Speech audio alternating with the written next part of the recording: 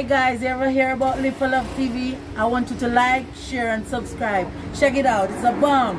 Yeah, welcome back to Live for Love TV. Hope everyone's doing well out there. Today I'm going to talk about smoking. Now, some of you who watch this smoke. You know, whatever you smoke, but you smoke, right? I don't smoke anymore. I've stopped smoking a long time ago. I can't remember what age I actually started smoking. I know it would have been before I got into double figures, or around about that time, maybe just about the cusp of double figures as an age. We would have started smoking back in those days. These little cigarettes that we had in the UK, they were called a number 6.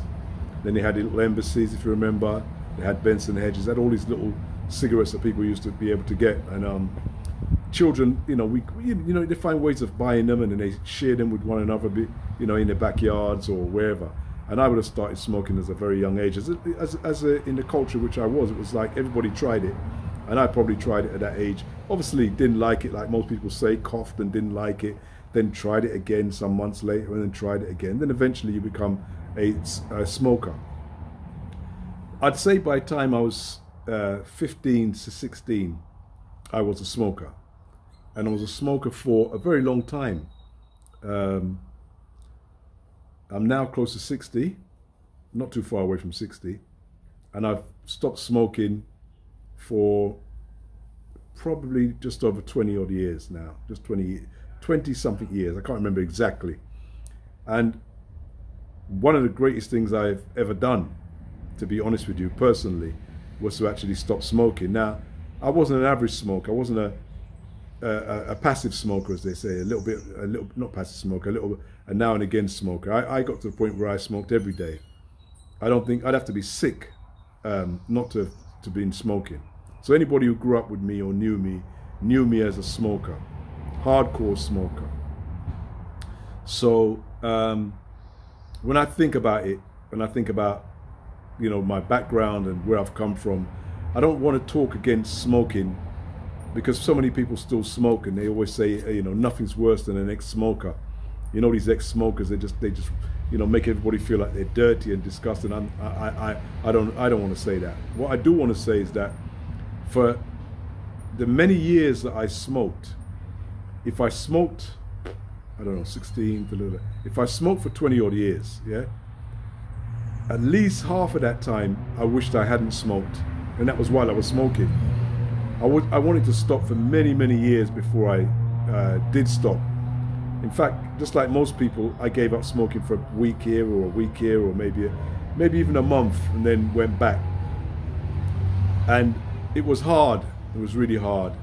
And there are little triggers that I can remember that helped me. One of the little trigger was that every time I gave up smoking, it was almost like the word "gave up" was a failing word. When you give up at something, it's as if you failed something.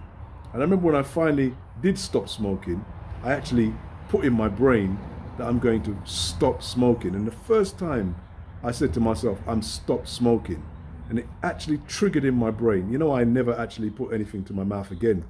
Not even, oh, I'm going to smoke. At the end of the day, I'm going to stop. I said I stopped, and I stopped. It wasn't easy, because you still have cravings. If not physical cravings, psychological cravings, because you get to do things while you're smoking that you eat, maybe you go to the toilet, you know, just lots of things. You know, people who smoke will know what I'm talking about. Now, I smoked the good old herbs, good sense of meaning, the high grade. I never smoked any of the bush herb stuff, so I was smoking a high grade. And I'll tell you, obviously in those days we did mix it, so it was mixed with cigarettes, so we were mixing it with tobacco. But I'll tell you this, something I remember, which probably would never, well, I don't think would ever allow me to go back and smoke again. I can remember two things that when I stopped smoking, I can share with you. One was the phlegm that came off my chest. I was coughing up phlegm for months after I stopped smoking. I mean months. And at the beginning, it was so thick, and I don't want it to sound disgusting, but you could have put the old wallpaper paste up with it. It was that kind of thing. Hit a wall, it wouldn't come down the wall, it'd stay right there. That's the kind of phlegm that was in me. And now people say that's not the herbs, that's the cigarette, no problem. But I was smoking and that was what was happening. But what was more disturbing to me was when I stopped was the psychological lift it had given me. It allowed me to do so many things that I didn't realize. It allowed me to go into a room and have a conversation with people and reason and talk, and everybody I get together and do their thing. And it allowed me to do all of that. And when I stopped smoking, I struggled to put words together. When I went around my friends, I struggled to have a conversation. Sometimes I'd want to say something and that part of the conversation had gone past. And I thought, why didn't you say something? You normally would have said something. That's the kind of psychological effect that it could have on you, and it had on me. And I know it has on a lot of people. Most of us don't realize, that we maybe go into a club or bar or around your friends, and instantly you pull out a spliff or you pull out a cigarette, and it just relaxes you, and now you can talk and do what you want to do. If you've been smoking a long time, stop doing that, and you see how hard it is for you even to have a conversation with the people around you. It used to, just like alcohol does, it kind of diminishes your inhibitions, things that you're a little bit inhibited to do or to go around. It allowed you to do that. So you see, like, yeah, man, can do this and do that. And sometimes I look back at the great Bob Marley and how free he was with the women and everything. And I look back and I think, wow, I remember all of that. All of that. That's what the weed was doing. That's what the weed did. That's why you see so much of the man, they're free, man. Go talk to anybody or reason with anybody, them cool, no nerves. Da, da, da, da. Yeah, that's the smoking. If you take the smoke away from those brothers, you're going to see a completely different human being. And I've been through it, and I've had that transition. And sometimes I probably think that's what makes people not stop, because when they go through that transition, they're not able to continue doing it, and they continue going back to the smoking. So I'm just saying this for people who maybe want to stop smoking, who's on that road right now, because those of you who have already stopped smoking, no problem. For those of you who probably never smoked, don't know what it does to you, it does change your psychology. There's no doubt about it. I don't care whether you're smoking cigarettes or you're smoking herb, it does change your psychology. You don't know it does, and you don't realize it does, because you just become that way. But after, when you've stopped and you start to experience yourself in a different light, you start to realize a lot of things about you have changed. A lot of things you've done you would not have done if you were not under the influence, So I'm just saying that if you really want to stop, you can stop.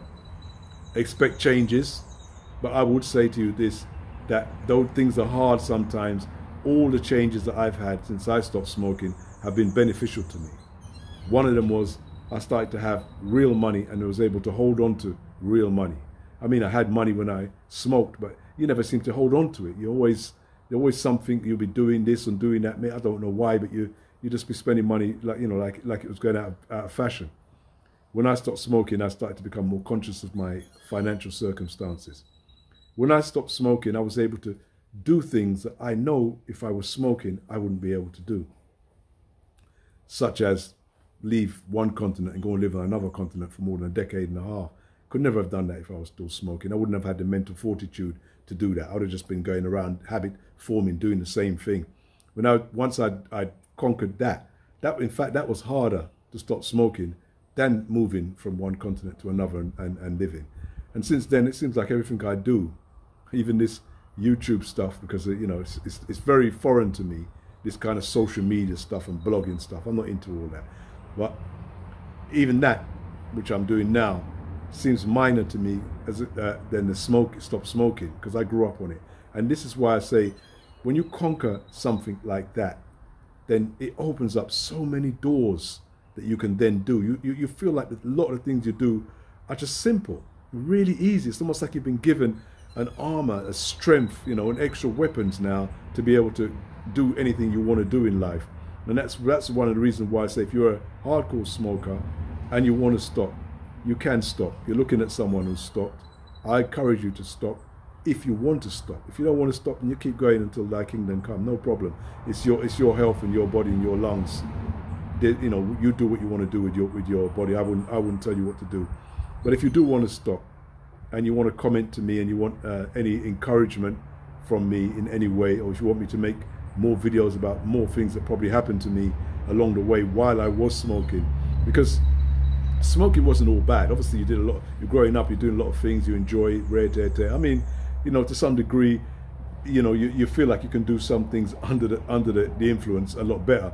But I still believe that that was an illusion. You know, I used to always believe I was a better driver when I was under my herbs, and I could, you know, go through certain gaps and do this and move a car and go up and down, and you know, you really could wire through the thing. But I can do it now.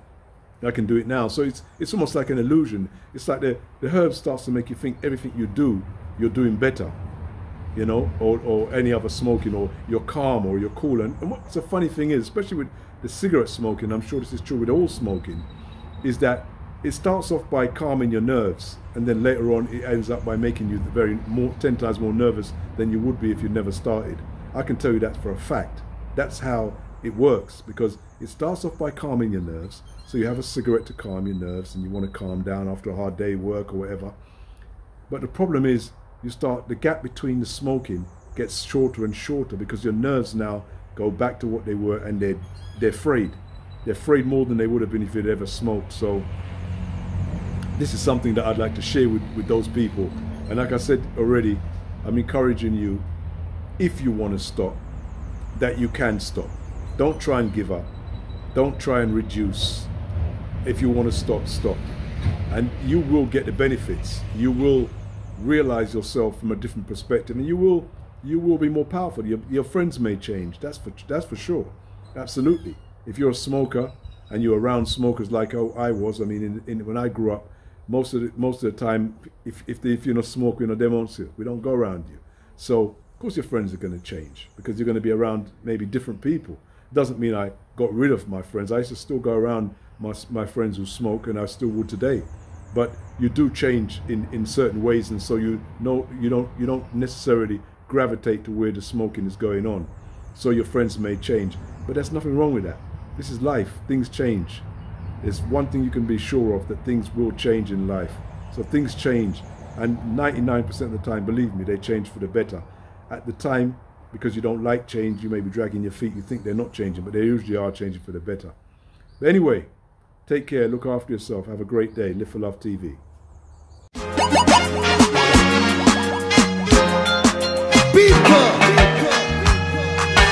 One step more, one step more, one step